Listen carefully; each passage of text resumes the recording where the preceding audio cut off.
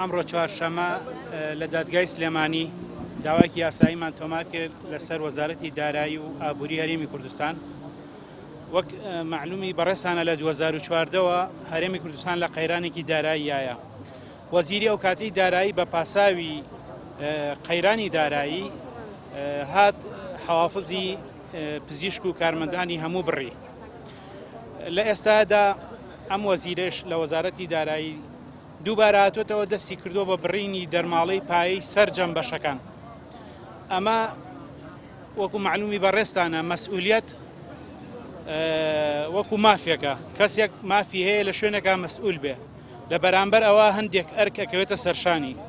لە بەرامبەر ئەوەشدا مەجموعەیەک شایستەی دارایی شمولی ئەکا و لە هەمان کاتە لە هەموو کۆم و کوڕێک لێپرسینەوەی لەگەڵا کرێت. بەڵام ئەوەی جێی سەرسوڕمانە ئێمە وەزارەتی دارایی خۆی هاتووە هەستاوە بە بڕینی دەرماڵەی پایەکان.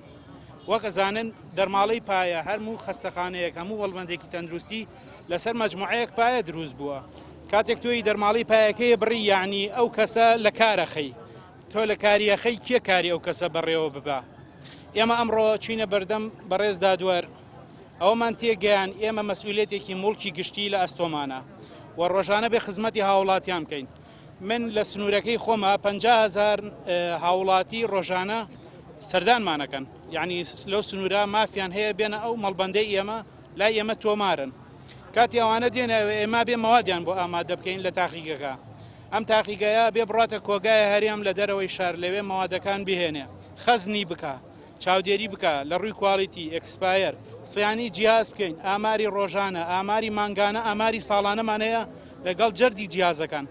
ئێمە بۆیە ئەم سکاڵایە ئەم داوایە سایەمان تۆمار کردووە بە دوواداچوونێک بۆ مافەکانمان کرێت لەلایەن دادوەری گشتیەوە.